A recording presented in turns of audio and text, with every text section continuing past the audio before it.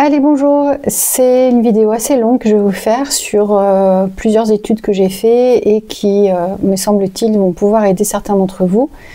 C'est une histoire de comment régler sa dépression, son manque de désir, son addiction liée au contrôle, et tout ça dans un mode de astrologie aussi, puisque en ce moment il y a des énergies qui descendent spécialement pour guérir cette partie de la blessure égotique qu'on a en nous, cette blessure qu'on a depuis très longtemps, qui est liée, je pense, au masculin sacré. Je vais vous en parler tout de suite. S'il vous plaît, likez parce que j'en ai besoin. J'en ai besoin pour faire ce que je fais. Ça me prend du temps, mais likez s'il vous plaît si vous aimez, si ça vous aide, ce que je dis. Merci. Voilà. On est dans un moment où on est en train de guérir et j'ai fait des petits reels pour vous expliquer en astrologie ce qui se passait à ce moment. C'est beaucoup de conjonctions incroyables, d'alignements, mais un des outils les plus importants, je pense, c'est la guérison du masculin sacré. Sacré, ça veut dire quoi? C'est un peu compliqué, enfin, c'est pas très compliqué quand on le comprend simplement. Sacré, ça veut juste dire que c'est pas l'ego qui réagit. Quand on réagit, c'est notre partie divine, notre partie consciente, notre âme. Il y a toujours en nous deux parties, vous savez, celle qu'on écoute, qui dit reste dans le canapé, et celle qui dit non mais tu peux être meilleur que ça, fais un effort, etc. Bon, c'est toujours la distinction entre qui me parle à l'intérieur de moi. Est-ce que c'est mon âme ou est-ce que c'est plutôt instinctif ou est-ce que c'est plutôt intuitif? Enfin voilà, c'est l'observation de nous-mêmes. Je sais que tout ça n'est pas très facile à recevoir ou à comprendre quand on essaye de canaliser, d'être intuitif, de savoir qui nous parle, mais au fur et à mesure, vous allez voir, ça va aller. Et donc là, je vous parle du masculin sacré, c'est-à-dire un homme qui a réussi à dépasser tous ses problèmes égotiques, comme la femme d'ailleurs, c'est pareil. Mais en nous, on est fait de cette union, on va dire sacrée, entre nos deux pôles, le pôle masculin et le pôle féminin.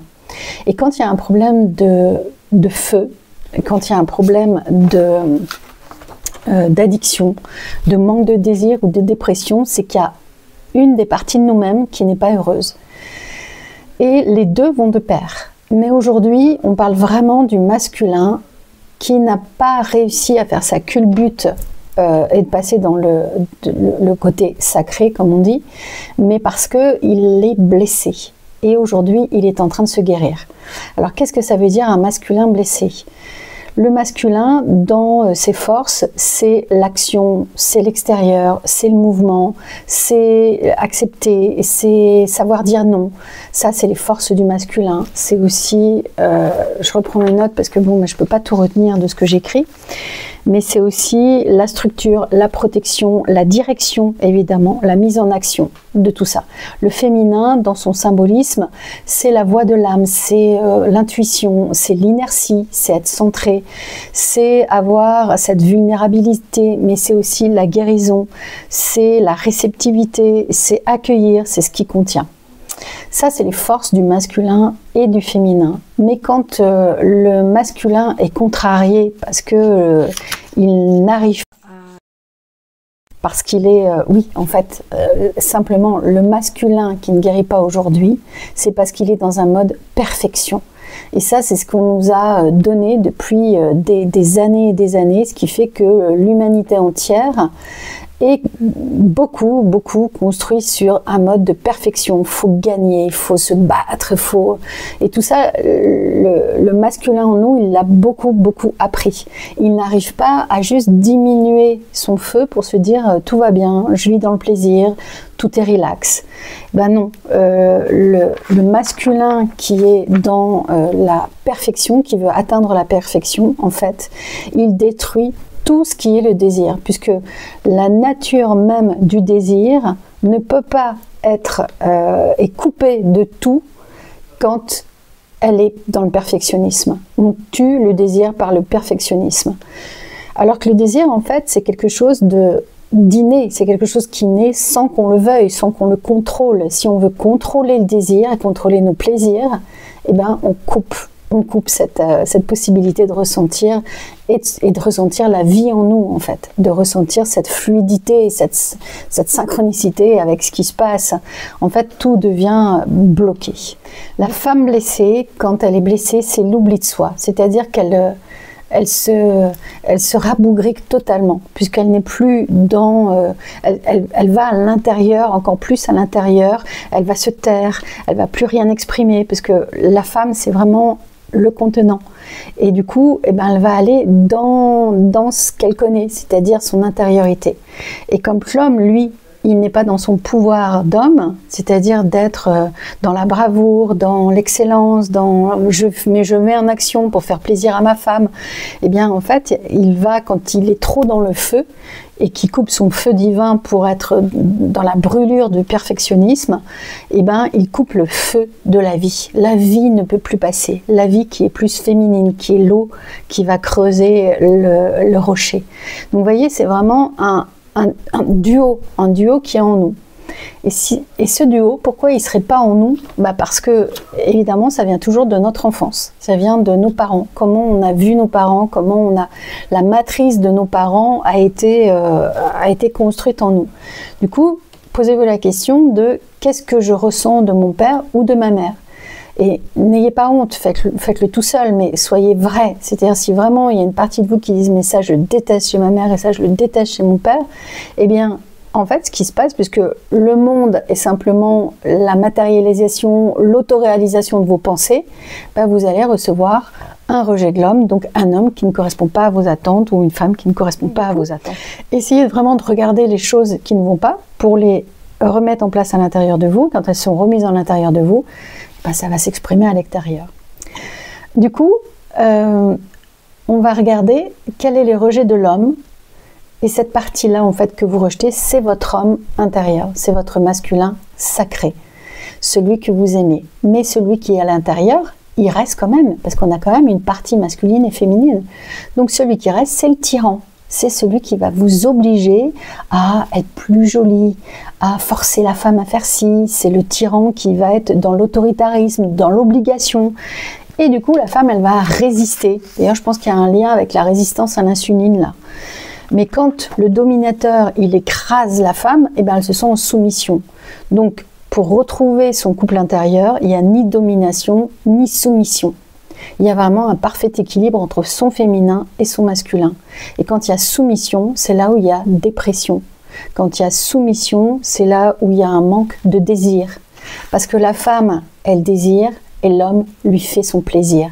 Et il faut qu'il y ait les deux.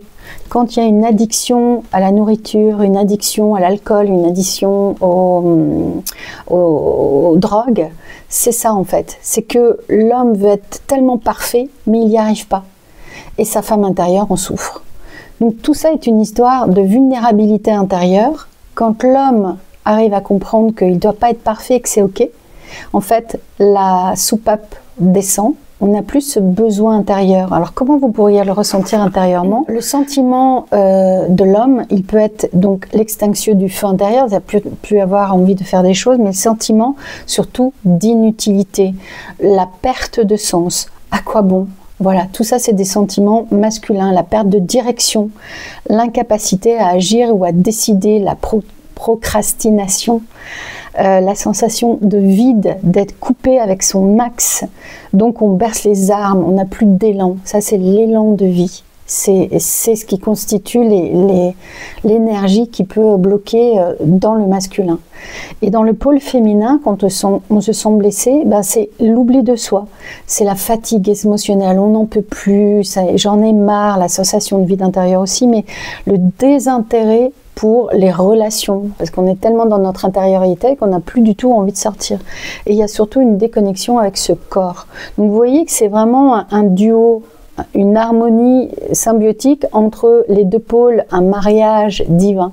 Quand vous faites le mariage en vous, vous vous reconnectez à la totalité des parties de vous qui sont blessées, et donc vous guérissez déjà le corps physique, émotionnel et mental, puisque tout va ensemble, mais vous construisez vraiment un canal vis-à-vis de votre âme aussi. Elle peut s'incarner puisqu'il n'y a plus de parties qui n'arrivent pas.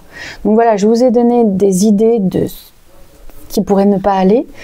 Je vous ai donné des idées de comment rétablir cette vérité en vous en étant très vrai, mais surtout, sachez qu'en ce moment, au niveau astrologique, il y a vraiment une fenêtre d'ouverture qui vous permet de guérir cette blessure profonde de l'ego, du masculin blessé. Et c'est ce que vraiment, je pense, on va guérir là dans ces années pour aller dans cette nouvelle ère du Verseau, avec le groupe, de guérir ce masculin blessé. En nous, je veux dire, c'est pas que la faute des mecs, c'est pas ça, c'est vraiment en nous guérir ce masculin qui n'a pas réussi à comprendre cette valeur qu'il avait et qui va encore ruminer dans son mental. Et là, justement, avec l'astrologie, on coupe le mental, on va s'incarner pour se réaliser dans la matière, l'âme s'incarne. C'est pour ça que je parle vraiment d'alignement céleste de ce mois d'avril qui est assez fantastique. Du coup, voilà, ressentez ce qui est en train de se passer. Le travail sur vous, ça donne toujours des résultats. Et puis, si vous avez envie, je pousse en ce moment sur mon nouveau projet avec Johan qui est sonore. On fait des soins de groupe parce que ça, je pense que c'est... Pourquoi le soin de groupe? Parce que ça va vous permettre de commencer à vous soigner tout seul, sans avoir besoin forcément d'un thérapeute. Pourquoi? Parce que dans ce soin de groupe sonore, vous allez recevoir. Vous allez commencer à recevoir intuitivement avec cette conscience expansée. Vous allez recevoir des images, vous allez pouvoir les comprendre. Et comme il y aura cette astrologie, vous allez comprendre ce que ça vous dit aussi. Et en parlant avec les autres, peut-être que l'un va recevoir pour l'autre. Et c'est vraiment l'énergie du Verseau. C'est le groupe, c'est le soin de groupe. Et avec le son, les fréquences vibratoires, ça va aussi percuter une partie de vous. C'est-à-dire quelle partie doit être sensibilisée. Et ça va vous aider. Donc enfin, voilà, on fait des réunions tous les mois, chez nous dans le Var. C'est un endroit magnifique, mais si vous ne venez pas, venez en vacances. Voilà, je vous laisse là et j'espère vous avoir aidé au maximum. Merci à vous, à bientôt.